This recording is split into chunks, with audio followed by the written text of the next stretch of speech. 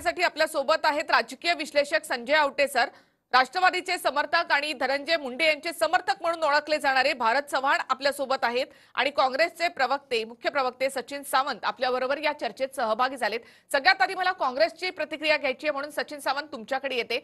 काँग्रेस या सगळ्या प्रकरणाकडे कसं पाहते? धनंजय मुंडेंनी राजीनामा द्यायला हवा, तुम्हाला वाटतं असं? नाही, मला असं वाटतं की या संदर्भामध्ये राष्ट्रवादी काँग्रेस पक्षाचा तो अंतर्गत प्रश्न आहे आणि एकंदरच त्याला राजकीय स्वरूपापेक्षा कौटुंबिक स्वरूप देखील निश्चितपणे आहे। त्यामुळे या संदर्भामध्ये जी काही भूमिका राष्ट्रवादी काँग्रेस पक्षाची असेल ती समोर येईल आणि त्यानंतर आम्ही आमची त्या संदर्भामध्ये भूमिका मांडू शकतो। वस्तुस्थिती काय आहे हे पोलिसांना अजून त्याचा निष्कर्ष काढायचा आहे, त्यामुळे अधिक घाई करण्याची आवश्यकता नाहीये असं आमचं म्हणणं आहे। आणि आता तर खऱ्या अर्थानं पाहायचं झालं तर भारतीय जनता पक्षाचे नेते जे कृष्णा हेगडे आहेत त्यांनी एक दुसरी वस्तुस्थिती समोर आणलेली आहे। या परिप्रेक्षामध्येच या सगळ्या गोष्टीकडे पाहावं लागेल।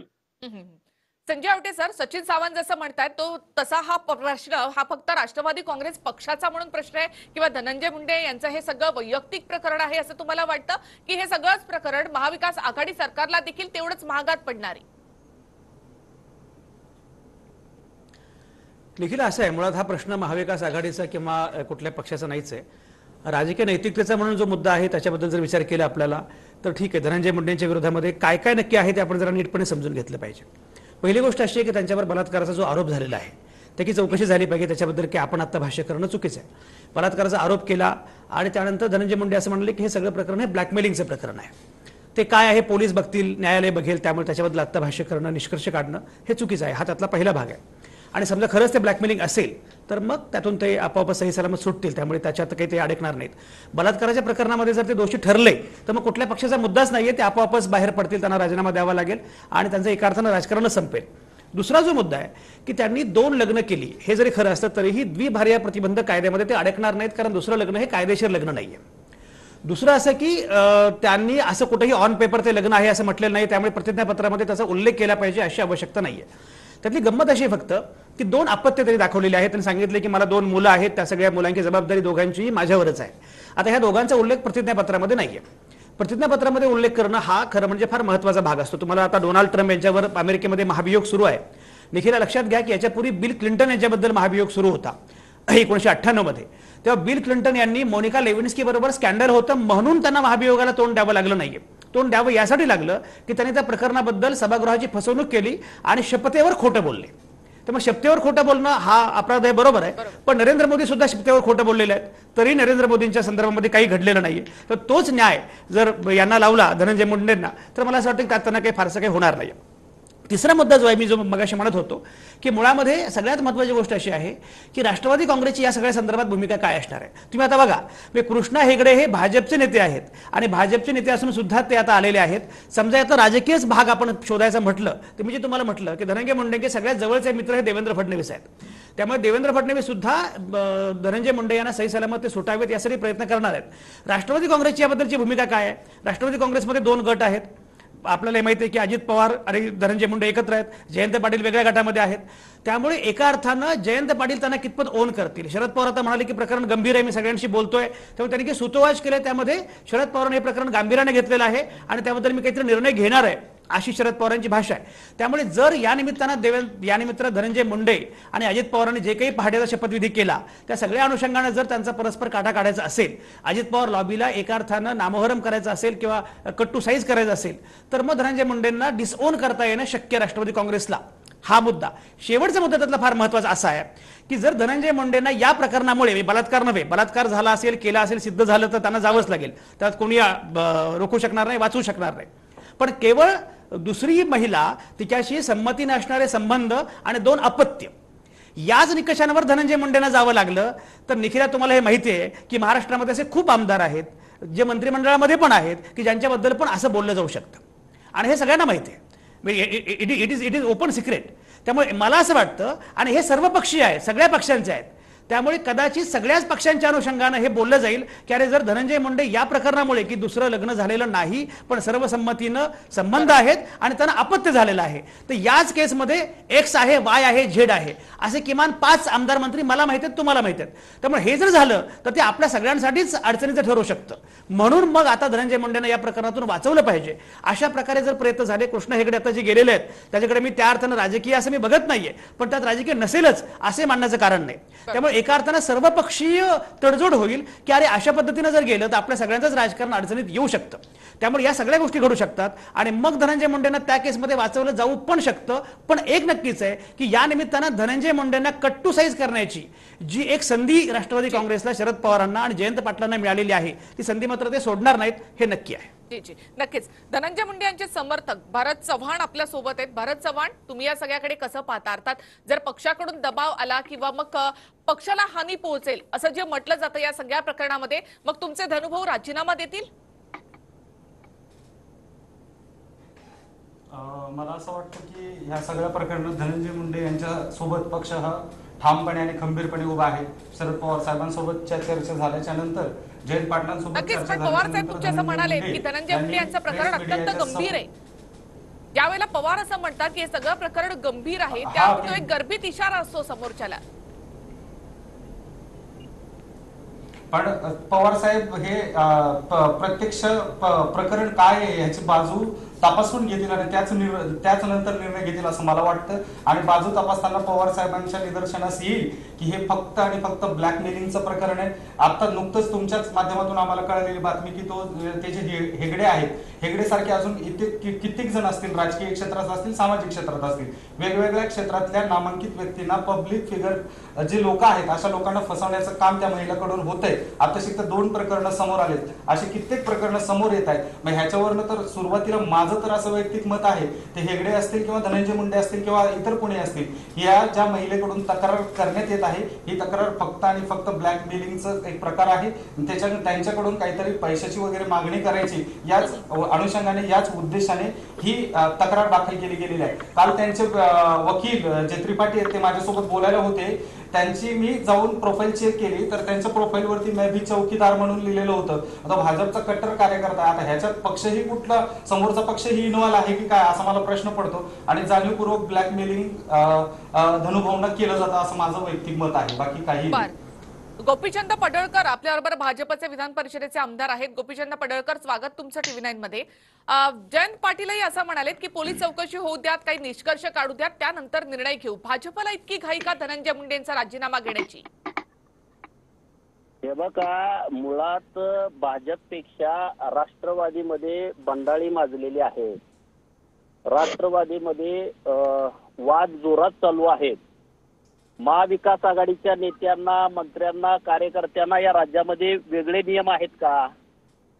कारण औरंगाबादमध्ये राष्ट्रवादीच्या राज्याच्या युवा मोर्चाच्या अध्यक्षावरती गुन्हा दाखल झाला आणि त्या बाबतीमध्ये माननीय शरदचंद्र पवार साहेबांनी कुठलीही भूमिका घेतली नाही. आणि धनंजय मुंडेंच्या वरती गुन्हा दाखल होण्यापूर्वी ही बाब गंभीर आहे आणि याच्यावरती पार्टीमध्ये विचार चालू आहे. म्हणजे पार्टीमध्ये ज्यांच्यावरती बलात्काराचा गुन्हा नोंद झालाय त्याच्यावरती काही बोलायचं नाही, ज्याच्यावरती अजून गुन्हा नोंद व्हायचा आहे ते प्रकरण गंभीर आहे, अशा पद्धतीचं स्टेटमेंट पवार साहेबांनी दिलंय. म्हणजे धनंजय मुंडेंना लक्ष करून त्यांना कुणाची पंख छाटायचे आहेत पार्टीतल्या पार्टीत, हे सुद्धा आता लोकांच्या मनात प्रश्न निर्माण झालाय. पण पडळकर, यासाठी भाजप काही मदत करते का? कारण भाजपचे सगळेच नेते सध्या धनंजय मुंडेंवर तुटून पडल्यासारखे दिसत आहेत. तुमचे भातखळकर म्हणा किंवा किरीट सोमय्या निवडणूक आयोगाकडे तक्रारही करतायत या सगळ्या संदर्भात. बघा, हे राज्याच्या गृहमंत्र्यांनी हे प्रकरण सिरियस घ्यायला पाहिजे होतं. दोन्ही महिलांचे आरोप आहेत, एकाच्यावरती गुन्हा नोंद आहे आणि एकाच्यावरती गुन्हा नोंद करायला महिलेनं पुढाकार घेतलाय. राज्याच्या गृहमंत्र्यांनी राजीनामा द्यायला पाहिजे, कारण त्यांनी या दोन्ही प्रकरणामध्ये कुठलंही गंभीरतेनं घेतलेलं नाहीये. त्यामुळं राज्याच्या गृहमंत्र्यांनी ह्या सगळ्या प्रकरणात लक्ष द्यायला पाहिजे होतं. सचिन सावंत गृहमंत्र्यांचा राजीनामा मागतायत आता पडळकर. भारतीय जनता पक्ष हे दांभिकपणाचं मूर्तिमंत प्रतीक आहे. मला असं वाटतं की जगातल्या सगळ्यात मोठा दांभिक पक्ष, खोटारडा पक्ष आणि आकांड तांडव करणारा पक्ष हा भारतीय जनता पक्ष आहे. आता की मोदी सरकारमध्ये जो गुन्हा दाखल झालाय त्याच्यावरती ऐका ना, महाविकास ऐका ना. आघाडी का बोलत नाही? ऐका ना का पडळकरजी, बोलत ऐका नाही? ना तो काय पडळकर. चुकीचा गुन्हा आहे का? ऐका ना पडळकरजी, ऐका ना एवढं काही ऐकायला पाहिजे ना, तुमचं मी ऐकलं ना. तुमच्या मोदी सरकारच्या मंत्रिमंडळामध्ये निहालचंद नावाचे मंत्री होते, त्यांच्यावरती बलात्काराचा आरोप होता, त्यांच्यावरती काय कारवाई केली भारतीय जनता पक्षानं? त्यांच्यावरती केसही चालू होते. मग याबद्दल तुमचं काय मत होतं? तुमचाच पक्ष असा आहे की जेवढे बलात्कारी लोक आहेत भारतीय जनता पक्षामध्ये त्यांना संरक्षण देण्याचं काम करतो. आणि ऐका ना असं नाहीये. तुमच्याच भारतीय जनता पक्षातल्या एका महिलेनं आरोप केला होता भारतीय जनता पक्षाच्या एका पदाधिकाऱ्यावरती, आणि त्यावेळेला त्याला पाठीशी घालण्याचं काम भाजपने केलं होतं, मुंबई भाजपानं. त्यावेळेला कुठे गेला होता राधे सुद्धा तुमचा धर्म, हा प्रश्न त्या ठिकाणी विचारला पाहिजे तुम्हाला. त्यामुळे एकंदरच या प्रकरणाच्या मुळाशी जाण्याची गरज आहे. ऐका, अजूनही पोलिसांची चौकशी त्या संदर्भामध्ये पूर्णत्वास गेलेली नाही, आणि एकंदर दूध का दूध पाणी का पाणी समोर होईल ना. तुमच्यासारखे आम्ही पाठीशी घालणार नाही आहोत बलात्काऱ्यांना, एक लक्षात घेतलं पाहिजे. तुमच्या उत्तर प्रदेश पासून मध्य प्रदेश पासून सगळे बलात्कारी तुमच्याच पक्षामध्ये बसलेले आहेत, घुसलेले आहेत. त्या 4 वर्षाच्या मुलीवरती जेव्हा बलात्कार झाला त्याच्या पाठीमागे समर्थन करणारा भारतीय जनता पक्ष आहे. म्हणजे तुम्ही आम्हाला काय नैतिकता सांगणार पडळकर? त्यामुळे एक गोष्ट लक्षात घ्या, याच्याबद्दल जे काही सत्य आहे ते समोर येईल. आणि आज तुमच्या कृष्णा हेगडे जाऊन त्या संदर्भामध्ये जर बोलत असतील तर मला असं वाटतं भाजपनं आपली भूमिका तपासून घेण्याची गरज आहे. नाही, हेगडेंचं त्यांचं 2010चं प्रकरण ते सांगताय, तेव्हा ते पार्टीत नव्हते. आता त्यांची काय भूमिका त्यांना विचारा. पण महबूब शेख वरती जो गुन्हा दाखल झाला आहे तो तुम्हाला मान्य नाही का? ऐका नाही. तुमच्या पक्षाचे आता आहेत ना पदाधिकारी, तुमच्या पक्षाचे पदाधिकारी आहेत, तुमच्या पक्षामध्ये आहेत, आणि त्या संदर्भामध्ये त्याची भूमिका भाजपने ठरवली पाहिजे ना. आम्ही कसं ठरवणार? 2010चं प्रकरण त्यावेळेला दुसऱ्या पक्षात होते, मग आता तुमच्या पक्षात आहेत ना, त्याची जबाबदारी नको तुम्हाला घ्यायला? हे काय चाललंय? हा दांभिकपणा आहे. 2010 मध्ये पडळकर कुठल्या पक्षात होते? त्याच्याबद्दल तुम्ही काय बोलायचं नाही. अहो, तुमच्या पक्षाला आधी सांभाळा, एक भूमिका घ्या. लक्षात आलं का? तुमचे चंद्रकांत पाटील काय वेगळं म्हणतात आणि विरोधी पक्ष नेते देवेंद्र फडणवीस वेगळं म्हणतात. त्यामुळे हे तुम्हाला तुमच्या पक्षाची भूमिका तुम्हाला नीट घेता येत नाहीये. अनेक बलात्कारांना पाठीशी घालण्याचं काम भाजपने केलेलं आहे आतापर्यंत. त्यामुळे तुम्ही आम्हाला काय नैतिकता शिकू नका. या संदर्भामध्ये काय सत्य समोर आल्यानंतर आम्ही आमची भूमिका घेऊ. तुमची भूमिका काय? महाविकास आघाडीच्या शिल्पकारांच्या वरती एका महिलेला आरोप केला होता, त्याच्यापर्यंत पोलीस गेले का? त्याची चौकशी केली का? पडळकर आणि सचिन सावंत एकला पुन्हा एकदा स्वागत. राष्ट्रवादीच्या नेत्या रुपाली चाकणकर देखील आपल्या बरोबर या चर्चेमध्ये सहभागी झालेले आहेत. रुपालीजी, स्वागत तुमचं. येते मी तुमच्याकडे, मात्र संदीप आपटे सर मगासपासून आपल्याकडे आहेत. संजय सर, या सगळ्यामध्ये शरद पवार खरं तर तडकाफडकी या संदर्भात निर्णय घेऊ शकले असते, मात्र मग राष्ट्रवादीची पवारांची अडचण होते का धनंजय मुंडेंसंदर्भात निर्णय घेण्यासाठी?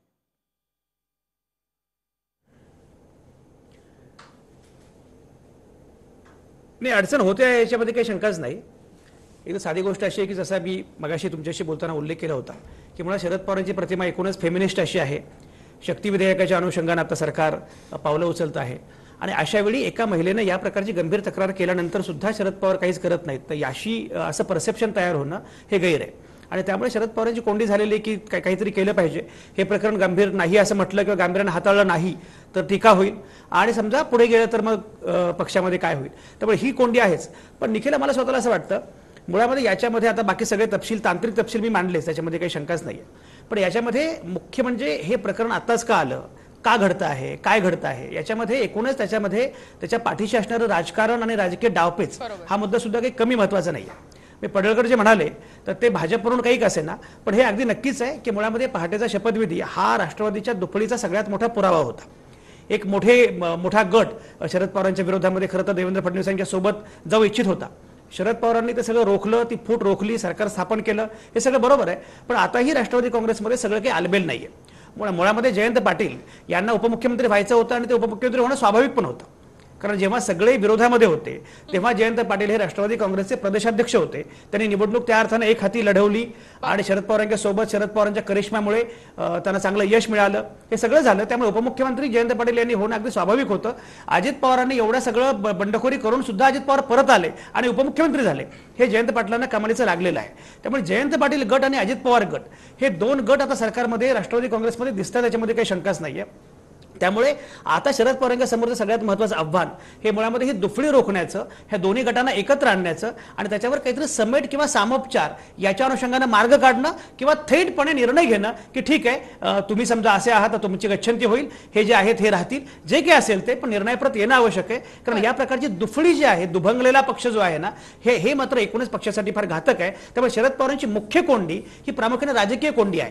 कारण या प्रकारचे आरोप किंवा काय राजकारणामध्ये अनेक नेत्यांवर यापूर्वी झालेले आहेत. मी मगाशी म्हटल्याप्रमाणे संमतीने संबंध, त्या अर्थानं 2 लग्न, त्यांना अपत्य, हे आणखी अनेक आमदारांना आहेत, अनेक मंत्र्यांची ही अवस्था आहे. त्यामुळे हे सगळं प्रकरण शरद पवारांसाठी अजिबातच नवं नाहीये. अशा प्रकारच्या अनेक घटना त्यांनी यापूर्वी बघितलेल्या आहेत. त्यांच्या लेखी त्यांच्या पुढचा सगळ्यात महत्त्वाचा प्रश्न जो आहे तो पक्षामधली दुफळी आणि पक्षातलाच एक गट दुसऱ्या गटाला नामोहरम करण्यासाठी करत असलेले प्रयत्न आणि त्यातून मलिन होणारी पक्षाची प्रतिमा. पटतं तुम्हाला? अगदी अगदी अगदी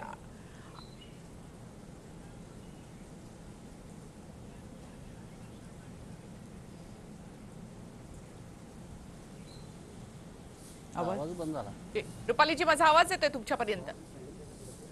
हॅलो, हो आता येतोय. जी जी. रुपालीजी, संजय आवटे सरांचं असं म्हणणं होतं की या सगळ्याला पक्षामधली अंतर्गत वादाची किनार आहे या सगळ्या प्रकरणाला.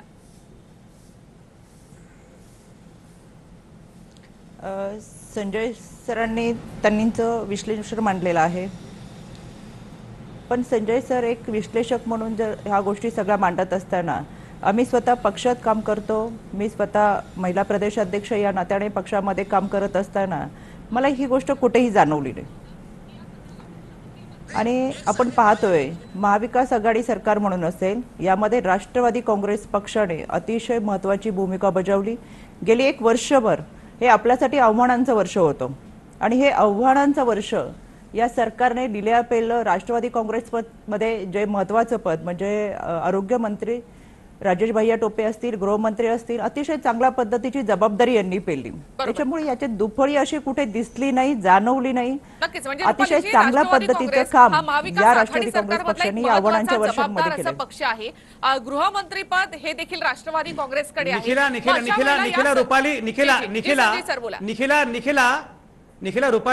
रुपाली हे जाहीरपणे कधीच मान्य करणार नाही. त्यांनी करता पण कामा नाही, त्यांचा पक्ष आहे. पण मुळामध्ये हे जे आहे हे आव्हान मोठं आहे आणि कुठल्याही पक्षामध्ये असे अंतर्गत वाद असू शकतात. राष्ट्रवादी काँग्रेसमध्ये मात्र ही दुफळी दिसते आहे, जाणवणं इतपत मोठी आहे आणि त्याचा परिणाम एकूण पक्षाच्या प्रतिमेवर होतोय. हे मोठं आव्हान पक्षासमोर आहे. बरोबर. रुपालीजी, यामध्ये आणखी देखील की मंत्रीपद म्हणजे याच्यामध्ये संजय सरांना मला सांगू इच्छिते, मतांचा विचारांचा प्रवाह वेगवेगळा असू शकतो.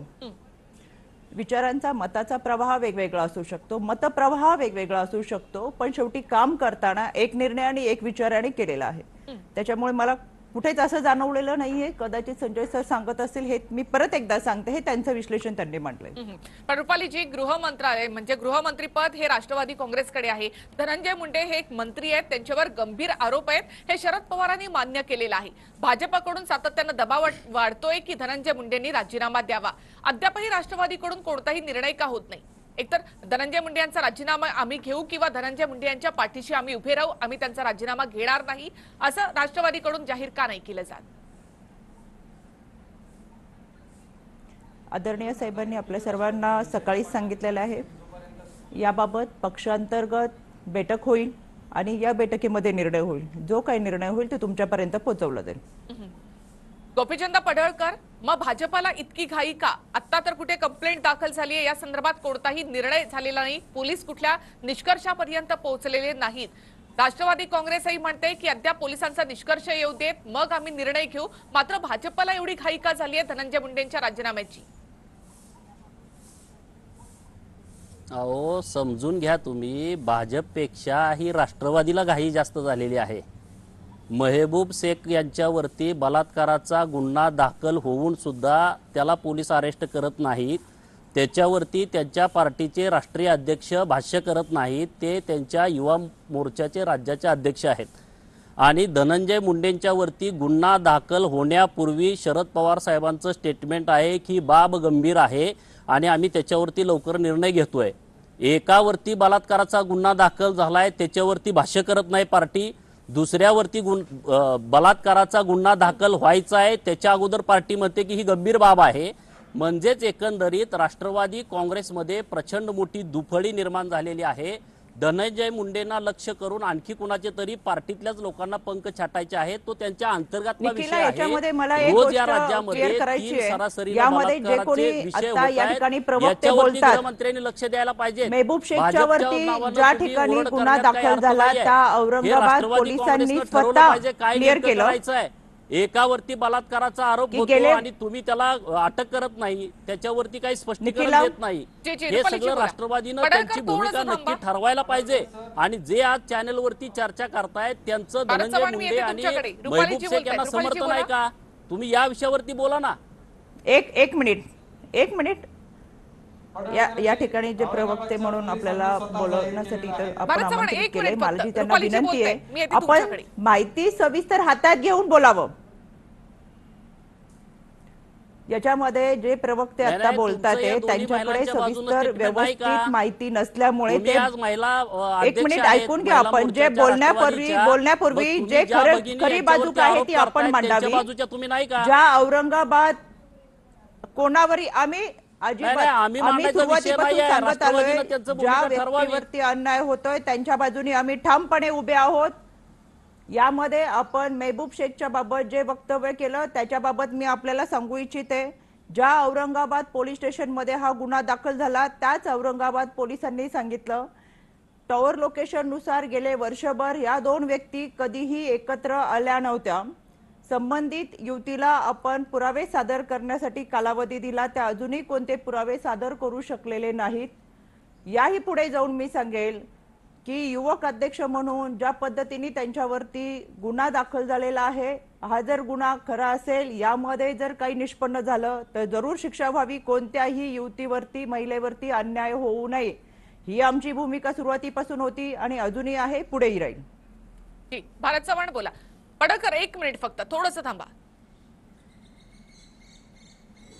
पडळकरजींना मला सांगायचं की ते म्हटले की हेगडे हे त्या ज्या 2010 मध्ये दुसऱ्या पक्षात होते. पडळकर स्वतःच 2010 मध्ये कोणत्या पक्षात होते हे त्यांनी विचार करायला पाहिजे सुरुवातीला. आणि राहिला विषय महबूब शेखचा, तर त्या ठिकाणी जी अरे, पीडित माझे आहे 4 जिने पक्ष गुन्हा झाले, दाखल केलेला तुमच्या आहे मुद्द्यावर तिला बोला. पोलिसांनी माझे फोन 4 करून पक्ष कॉल झालेत, आता मुद्द्यावर तुम्ही बोला. हा, मग स्टेटमेंट वरती या, बाजू सोडून जाऊ नका. माझे 4 पक्ष झाले, अख्ख्या राज्याला माहित आहे. त्यात काय नवीन आहे? हा, महबूब मी काय चोरून पार्ट्या बदलतोय का? जाहीर बदललेत आणि आता भाजपमध्ये आहे. सांगू पडळकर, इच्छितो. मुद्दा हा, पार्टी बदलण्याचा नाहीये, थोडंसं थांबाल. महबूब भारत चव्हाण, अगदी शेखचा- थोडक्यात मुद्दा पूर्ण हा. करा. मला संजय महबूब सर- राष्ट्रवादी मुद्द्यावर- काँग्रेसच्या महबूब- गृहमंत्र्यांनी राजीनामा द्यायला पाहिजे. तुमची भूमिका चुकीची आहे. राष्ट्रवादीचा जेव्हा या राज्यामध्ये निखिला मला समजत महिलांच्यावरती नाही. अत्याचार निखिला होतो, निखिला मला समजत नाही. गोरगरिबांच्यावरती एक सेकंद अत्याचार होतो. निखिला त्याची मला बाजू तुम्ही समजत मांडा. नाही. निखिला मला समजत नाही. पडळकर भाजपची बाजू सांगायलाच तयार नाहीयेत. राष्ट्रवादी काँग्रेसमध्ये काय चाललंय ते सोडून द्या ना. भाजपची भूमिका काय या प्रकरणावर हे तर सांगा. अरे, माझी बाजू मांडतो ना. तुम्ही म्हणताय ना भाजपला गडबड झाली आहे. दुसरी गोष्ट- आम्हाला गडबड आमचं काम आहे. दुसरी एखाद्या गोष्ट, महिलेनं तिथं या तक्रार गोष्टी दिली, तिला न्याय मिळाला महबूब पाहिजे, शेखच्या ही आमची बाबत भूमिका किंवा आहे. इतर गोष्टी मग तुम्ही आपल्या जे आता बलात्कार करताय त्याची मीडियाच्या बाजू समोर घेताय आलेत का? म्हणून चर्चा करतोय. भाजपच्या लोकांच्या गोष्टी या मीडिया समोर आल्या नाहीत का? त्याच्यावरती चर्चा का झाली नाही?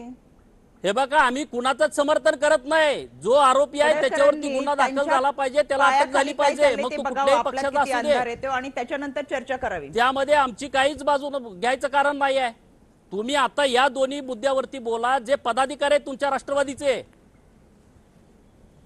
पडळकर, भाजप असं म्हणते की धनंजय मुंडेंचा राजीनामा घेतला नाही तर आम्ही आंदोलन करू. भाजपची ही भूमिका आहे. नाही, तुम्ही म्हणताय ना की भारतीय जनता पार्टीला गडबड झालेली आहे, म्हणून मी स्पष्टीकरण केलं. आमची जबाबदारी आहे. जर एखादी महिला एखाद्या मंत्र्यांच्या वरती आरोप करत असेल तर त्याचं शहनिशा पोलिसांनी करायला पाहिजे. एक युवा मोर्चाचा अध्यक्ष, त्याच्यावरती ऑलरेडी गुन्हा दाखल आहे, त्याच्यावरती पार्टी त्यांची काही बोलत नाही.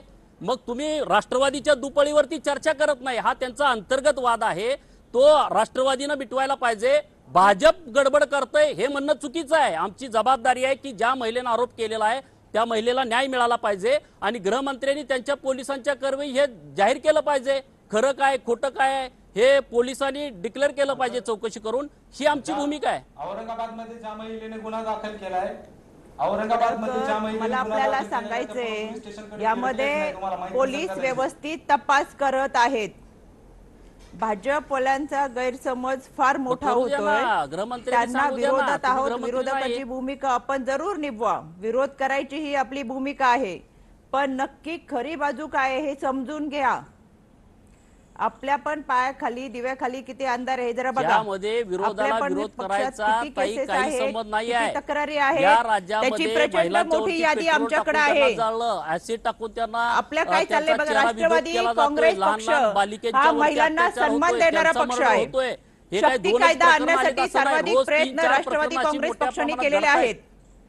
महिला आरक्षणाचा पहिला आरक्षणाची राष्ट्रवादी भूमिका ही चेहरा राष्ट्रवादी राज्याला काँग्रेसची माहित आहे. भूमिका त्यामुळे आहे. तुम्ही आणि संजय आवटे समजावून सर, त्यामुळे सांगायची आपण गरज नाही. मारली म्हणून आम्ही महिलांसाठी वाचू काय मारणार करावं हे असं सांगा. मुळामध्ये आपल्या राजकीय एक पक्षांमध्ये सेकंद, दिसतो एक किंवा सेकंद. आम्ही पडळकर, तुमची पडळकर यादी ऐका. काढू एक सगळ्यात गलिच्छ महत्त्वाची पडळकर गोष्ट- ऐका. राजकारणाकडे चाललेले ज्या आहे हे सगळं असं वाटतंय का ज्या तुम्हाला? ज्या ठिकाणी अत्याचार होतोय त्या ठिकाणी आम्ही मुळामध्ये ठामपणे साधी- उभे आहोत.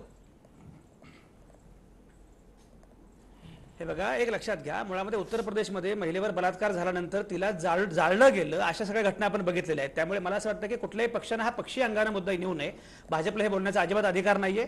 भाजपनं काय केलेलं आहे, एकूणच बलात्काराच्या अनुषंगानं काय पद्धतीनं सगळी ट्रीटमेंट केलेली आहे ते सगळ्यांना माहिती आहे. त्याबद्दल बोलू नये. माझा मुद्दा असा आहे की खरोखरच जर कुठल्याही महिलेनं कुठल्याही मुलीनं बलात्काराची तक्रार केली असेल तर ती तथ्य असेल तर त्या आमदारांनी त्या मंत्र्यांना राजीनामा दिला पाहिजे. याच्यामध्ये काही शंकाच नाहीये. तर ती मुळामध्ये त्या तथ्य आहे की नाही किंवा काय याच्यामध्ये आपण पोलीस बघतील, त्या निष्कर्षापर्यंत पोलीस आणि कोर्ट येईलच. या प्रकरणी कुठलीही चर्चा खरं म्हणजे राजकीय अंगाने व्हायचं काही कारणच नाहीये. कारण महिलांवरचे अत्याचार हा अत्यंत गंभीर मुद्दा आहे. महिलांची सुरक्षितता हा मुद्दा अत्यंत गंभीर आहे. त्याचं राजकारण कोणीच करायचं कारण नाही. पण मला एक लक्षात येत नाही की भाजपचा जो आंतरविरोध आहे, मी गोपीचंद पडळकर एकीकडे सांगतायत की त्या जी मुलगी आहे तिची सुरक्षितता हे आमची जबाबदारी आहे आणि त्याचवेळी ते सांगतात की धनंजय मुंडे यांचे पंख छाटण्याचा प्रयत्न राष्ट्रवादी काँग्रेसमधून होतोय. याचा काही संबंधच नाही. मला असं वाटतं की या घटनेकडे भाजपनं किंवा विरोधी पक्षांनी उलट पक्षी निखळ महिलांच्या सुरक्षेचा विषय म्हणूनच बघितलं पाहिजे. त्याच्यामध्ये राजकारण म्हणून बघण्याची गरज नाही. आणि राष्ट्रवादी काँग्रेसनं सुद्धा सुद्धा या पद्धतीने बघण्याची अजिबात गरज नाही. जर धनंजय मुंडे निर्दोष असतील तर त्यांच्यावर कुठलीही कारवाई करण्याचं काही कारण नाही. आणि जर दोषी असतील तर त्यांच्यावर कारवाई होईल. हा साधा मुद्दा आहे त्याच्यामध्ये. मात्र धनंजय मुंडे सामाजिक न्याय मंत्री आहेत. अशा वेळेला त्यांनी नैतिकता दाखवून या प्रकरणामध्ये राजीनामा द्यायला हवा असं वाटतं का? मला व्यक्तिशः विचाराल तर राजीनामा द्यायला हवा. कारण मुळामध्ये एखाद्या मंत्र्यावर या प्रकारचा अत्यंत गंभीर आरोप होणं, म्हणजे भाजपच्या मंत्र्यांनी काय केलं किंवा भाजपच्या आमदारांनी मुख्यमंत्र्यांनी काय केलं हा मुद्दा अत्यंत वेगळा आहे. पण मला असं विचारायला कोणी असेल, इथे पक्ष कुठला आहे हा मुद्दाच नाहीये. पण जेव्हा एखाद्या मंत्र्यावर बलात्काराचा आरोप होतो तर अशावेळी नैतिक जबाबदारी त्यांनी मानली पाहिजे. आणि विशेषतः सर्वसंमतीनं किंवा सहसंमतीनं संबंध आहेत आणि अपत्य आहेत, पण प्रतिज्ञापत्रामध्ये मात्र खोटा उल्लेख केला आहे. मुळामध्ये शपथेवर खोटं बोलणं हे गैर आहे, अनैतिक आहे. आणि त्यामुळे नैतिक जबाबदारी स्वीकारून धनंजय मुंडेंनी राजीनामा दिला पाहिजे. पण पंतप्रधान नरेंद्र मोदी प्रतिज्ञापत्रामध्ये खोटा उल्लेख करतात तरीही राजीनामा देत नाहीत. ही आपल्या देशाची नैतिकता आहे. त्यामुळे नैतिकता भाजपची काय राष्ट्रवादी काँग्रेसची काय एकूण एकच आहे. पण मला असं वाटतं की नैतिक जबाबदारी म्हणून कोणी असेल, मग नरेंद्र मोदी असतील किंवा धनंजय मुंडे असतील, यांनी राजीनामा देणं हे आवश्यक आहे. पण त्या नैतिकतेच्या दिशेनं आपलं राजकारण कधी जाणार हा सगळ्यात मोठा प्रश्न आहे. रुपालीजी बोला. यामध्ये भाजपचे मुंबई उपाध्यक्ष कृष्णा हेगडे हे सुद्धा आता पोलीस स्टेशनमध्ये तक्रार दाखल करण्यासाठी गेलेले आहेत. या ठिकाणी भाजपचे काही प्रवक्ते आहेत, त्यांनी सुद्धा आम्हाला काही थोडी माहिती देता आली तर त्या संदर्भात माहिती द्यावी. दुसरी गोष्ट, आरोप होत राहतात पण त्या आरोपामध्ये तथ्यता किती आहे याची पडताळणी करून निर्णय घेणं फार गरजेचं आहे असं मला वाटतं. नाही रुपालीजी, मात्र या सगळ्यामध्ये धनंजय मुंडेंनी स्वतः सगळ्या गोष्टींची कबुली दिली आहे आणि त्यामुळे नैतिकता दाखवून त्यांनी राजीनामा द्यावा ही जी मागणी भाजपनं केली आहे तर ती योग्य आहे असं तुम्हाला वाटत नाही का? भाजप दररोजच कोणाच्या ना कोणाच्या राजीनामाची मागणी करत असते. त्याच्यामुळे त्यांनी मागणी केली आणि राजीनामा दिला पाहिजे असं काही नाही. भाजपने अशी स्वतःच्या पक्षातल्या किती लोकांचे राजीनामे घेतले होते याची आकडेवारी त्यांनी द्यावी. भारत चव्हाण काय म्हणताय तुम्ही? पण आपल्याही पक्षाचा राजीनामा देखील मागतायत कोणत्या मुद्द्यावर, प्रतिज्ञापत्रात खोटी माहिती दिली. आता संजय सरांनी सांगितल्याप्रमाणे त्यांच्या नरेंद्र मोदीजी सर्व पक्षाच्या सर्वोच्च नेत्यांनी पहिल्या इलेक्शन मध्ये पत्नी नाही असं दाखवलं, दुसऱ्या इलेक्शन मध्ये प्रतिज्ञापत्रात पत्नी आहे असं नमूद केलेलं होतं. त्याच्यामुळे प्रतिज्ञापत्रात किंवा इलेक्शन कमिशन हे सत्ताधाऱ्यांचं बाहुलं बनलेलं आहे सेंट्रल गव्हर्नमेंटच्या माध्यमातून आपल्याला लक्षात येतं. परंतु आज जे आरोप होत आहेत, असं कुणीही उठून पब्लिक फिगरच्या लोकांवरती आरोप करायचं आणि त्याच्या अनुषंगाने भाजपच्या हे 4-5 लोकांनी येऊन राजीनामे मागायचे आणि त्याचा विचार करून राजीनामे देऊन टाकायचे का? मग असं जर असेल तर सरकार चालेल कसं? उद्या 2-4 दुसरे जण येतील, पक्षाच्या मंत्र्यांवरती आरोप करतील आणि त्या आरोपांचा आपण विचार करून राजीनामा द्यायचा का? मग राजीनामा द्यायच्या आधी मला असं वाटतं की हा जो आरोप झालेला आहे त्या महिलांकडून, ह्याच्यात किती सत्यता आहे, किती प्रमाणात खरं आहे, या सर्वांवरती पोलीस जे आहे किंवा निवडणूक आयोग आहे, जे कोणी संबंधित क्षेत्रातले लोक आहेत याच्यावरती विचार करतील, त्या निर्णय ठरवतील आणि त्यानंतर त्यांनी सांगितल्याच्या नंतर होईल. आणि राहिली पक्षाची बाजू तर पक्ष हा ठामपणे धनंजयजी मुंडे यांच्या पाठीमागे खंबीरपणे उभा आहे. पक्षातील सर्वांची बाजू समजून घेऊ असं शरद पवारांनी म्हटलेलं आहे. आणि त्यामुळे सायंकाळ ब्रेक नंतर एक लास्ट कमेंटसाठी मी संजय आवटे सर तुमच्याकडे येते. या सगळ्या प्रकरणामध्ये नेमकं होणार काय? धनंजय मुंडे म्हणतात मी काही राजीनामा दिलेला नाही, माझा पक्षानं राजीनामा मागितलेला नाही. राष्ट्रवादी काँग्रेस वेट अँड वॉचच्या भूमिकेमध्ये आहे की भाजप थंड होईल आणि त्यानंतर काही निर्णय घेतला जाईल किंवा पेंडिंग ठेवलं जाईल हे सगळं प्रकरण? निखिल, मी सुरुवातीला म्हटल्याप्रमाणे मुळामध्ये आता बलात्काराच्या अनुषंगानं किंवा या सगळ्या संदर्भामध्ये कोणीच कुठलाही पक्ष या प्रकारची नैतिक भूमिका घेऊ शकत नाही अशी आत्ताची अवस्था आहे. म्हणजे मी मगाशी उत्तर प्रदेशमधला उल्लेख केला की बलात्कार करून त्या मुलीला जाळलं गेलं, त्यानंतर काय घडलं की नातेवाईकांना कसं दूर ठेवलं गेलं, पत्रकारांना जाऊ दिलं नाही, अशा सगळ्या घटना घडल्या. अगदी भाजपचे आमदार भीमराव धोंडे यांच्या विरोधामध्ये जेव्हा बीड जिल्ह्यामध्ये बलात्काराचा गुन्हा दाखल झाला, त्यानंतर भाजपनं काय केलं हेही सगळ्यांना माहिती आहे. त्यामुळे मला असं वाटतं की याच्यामध्ये नैतिकतेचा हा मुद्दा नाही आहे सगळ्यात, कारण नैतिकतेबद्दल बोलण्याचा अधिकार कोणालाच नाही आहे. एक मुद्दा असा आहे की मुळामध्ये बलात्काराचा आरोप असेल, शिक्षा झाली तर धनंजय मुंडेंना जावं लागेल की काही शंकाच नाहीये. केवळ बलात्काराचा आरोप आहे म्हणून राजीनामा द्यावा असे मी म्हणणार नाही, कारण अशा प्रकारचे खोटे आरोप होऊ शकतात. सगळ्यात महत्त्वाचा मुद्दा जो आहे तो महत्त्वाचा मुद्दा असा आहे की त्यांनी प्रतिज्ञापत्रामध्ये खोटं बोललेले आहेत. नरेंद्र मोदी खोटे बोलले म्हणून धनंजय मुंडे खोटे बोलले हे काही स्पष्टीकरण होऊ शकत नाही. सगळे पक्ष एकाच बोटीमध्ये आहेत, हे अतिशय वाईट आहे आणि त्यामुळे राजकारणात नैतिकता हद्दपार होते आहे, हे सगळ्यात गैर आहे. हा त्यातला पहिला मुद्दा आहे. दुसरा मुद्दा असा मी मगाशी म्हटल्याप्रमाणे याचं खरोखर राजकारण सुरू आहे. म्हणजे कृष्णा हेगडे हे भाजपचे नेते आहेत आणि ते आता गेलेले आहेत. मी तुम्हाला म्हटल्याप्रमाणे भाजपनं उसना कितीही आणलेलं असलं तर देवेंद्र फडणवीस आणि धनंजय मुंडे यांची मैत्री लपून राहिलेली नाहीये. त्यामुळे धनंजय मुंडेंना भाजपमधून उलट पक्षी ते सही सलामत सुटावेत यासाठी प्रयत्न होणारच नाहीत असं नाहीये. तिसरीकडे राष्ट्रवादी काँग्रेसमध्ये अंतर्गत जे काही चाललेलं आहे त्यामुळे धनंजय मुंडेंच्या अडचणी वाढाव्यात अशा प्रकारचा प्रयत्न राष्ट्रवादी काँग्रेसमध्ये अंतर्गत होणारच नाही असं पण नाहीये.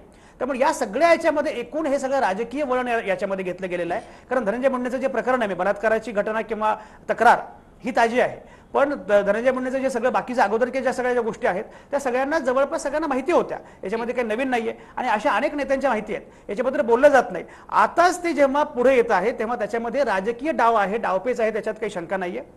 आता सगळ्यात महत्त्वाचं म्हणजे बाकीच्या पक्षांनी म्हणजे शिवसेना, काँग्रेस यांनी असं ठरवलं की हा प्रश्न हा राष्ट्रवादी काँग्रेसचा आहे. त्यामुळे मुख्यमंत्री उद्धव ठाकरे सुद्धा याच्यावर भाष्य करत नाहीत. काँग्रेसचं म्हणणं असे, सचिन सावंत मगाशी म्हणाले, काँग्रेसचं म्हणणं असं आहे की हा राष्ट्रवादी काँग्रेसचा अंतर्गत प्रश्न त्यांनी निर्णय घ्यावा. त्यामुळे आता हा प्रश्न एका अर्थानं राष्ट्रवादी काँग्रेसचा अंतर्गत प्रश्न झालेला आहे आणि शरद पवारांना आता याच्यावर मार्ग काढावा लागणार आहे.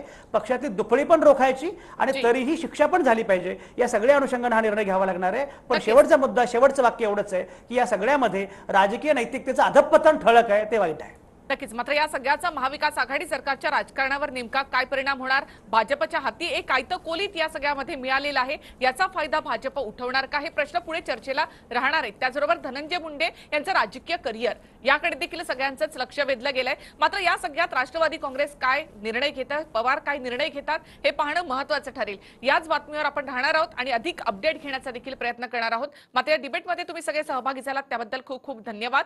इथेच थांबूयात. नमस्कार. वेळ संध्याकाळी 7ची. देश महाराष्ट्राची महत्वाची खबरबात जाणून घ्यायची. देश आणि महाराष्ट्राच्या मोठ्या बातम्यांचं बुलेटिन देश महाराष्ट्र रोज संध्याकाळी 7 वाजता. TV9 मराठी, काळजी तुमची, हित महाराष्ट्राचं.